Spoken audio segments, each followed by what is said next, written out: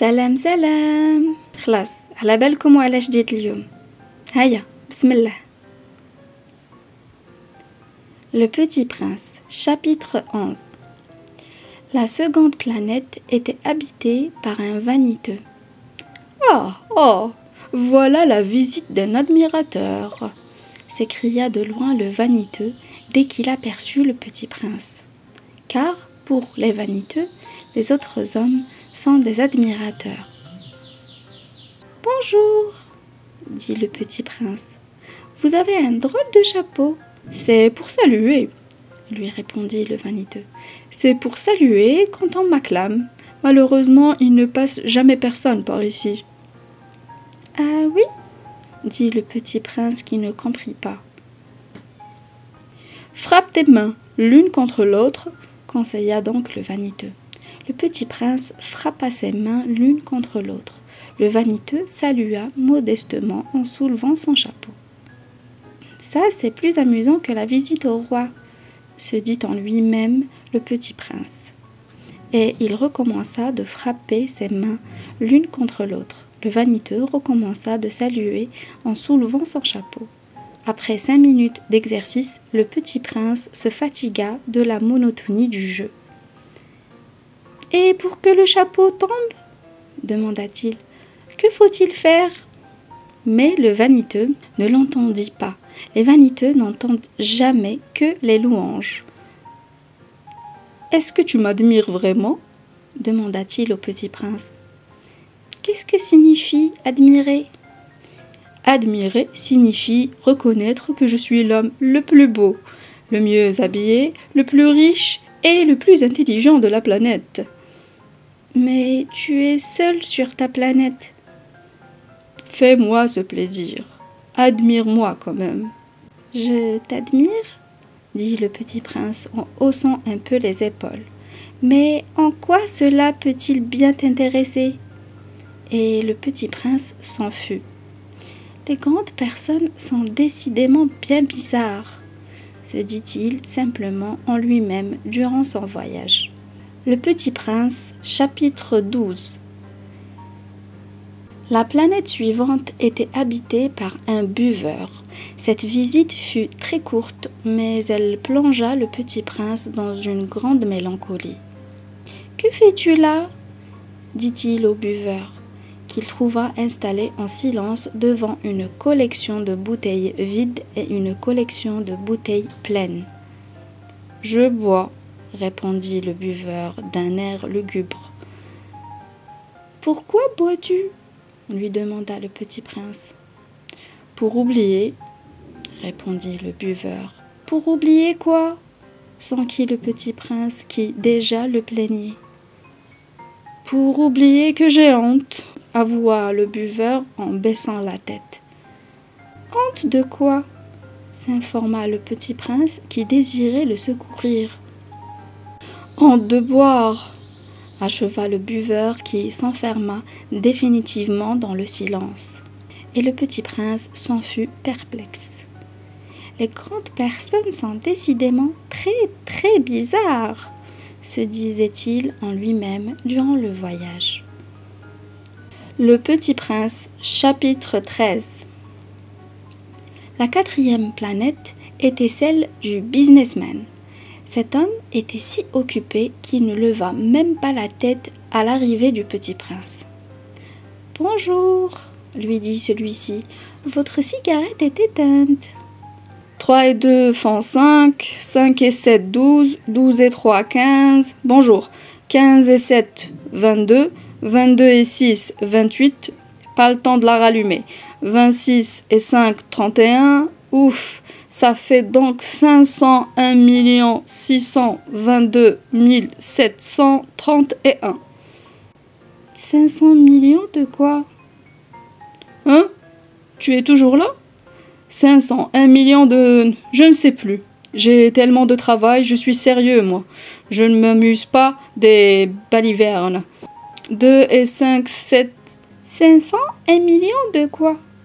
Répéta le Petit Prince qui, jamais de sa vie, n'avait renoncé à une question, une fois qu'il l'avait posée. Le businessman leva la tête. Depuis 54 ans que j'habite cette planète-ci, je n'ai pas été dérangé que 3 fois. La première fois, ça a été il y a 22 ans, par un âneton, qui était tombé Dieu sait d'où. Il répandait un bruit épouvantable, et j'ai fait 4 erreurs dans une addition. La seconde fois, ça a été il y a 11 ans, par une crise de rhumatisme. Je manque d'exercice. Je n'ai pas le temps de flâner. Je suis sérieux, moi. La troisième fois, la voici. Je disais donc 501 millions. Millions de quoi? Le businessman comprit qu'il n'était point d'espoir de paix. Millions de ces petites choses que l'on voit quelquefois dans le ciel. Des mouches? Mais non, des petites choses qui brillent. Des abeilles? Mais non, des petites choses dorées qui font rêvasser les fainéants. Mais je suis sérieux, moi. Je n'ai pas le temps de rêvasser. Ah, des étoiles! C'est bien ça, des étoiles. Et que fais-tu de 500 millions d'étoiles? 501 622 731. Je suis sérieux, moi. Je suis précis. Et que fais-tu de ces étoiles? Ce que j'en fais? Oui. Rien, je les possède. Tu possèdes les étoiles? Oui. Mais j'ai déjà vu un roi qui... Les rois ne possèdent pas. Ils règnent sur. C'est très différent. Et à quoi cela te sert-il de posséder les étoiles? Ça me sert à être riche. Et à quoi te sert-il d'être riche? À acheter d'autres étoiles si quelqu'un en trouve. Celui-là, se dit en lui-même le petit prince, il raisonne un peu comme mon ivrogne. Cependant, il posa encore des questions. Comment peut-on posséder les étoiles? À qui sont-elles? Riposta grincheux le businessman. Je ne sais pas, à personne. Alors elles sont à moi, car j'y ai pensé le premier. Ça suffit? Bien sûr, quand tu trouves un diamant qui n'est à personne, il est à toi. Quand tu trouves une île qui n'est à personne, elle est à toi. Quand tu as une idée le premier, tu l'as fait breveter, elle est à toi. Et moi, je possède les étoiles, puisque jamais personne avant moi n'a songé à les posséder. Ça, c'est vrai, dit le petit prince. Et qu'en fais-tu? Je les gère, je les compte et je les recompte, dit le businessman. C'est difficile, mais je suis un homme sérieux. Le petit prince n'est pas satisfait encore.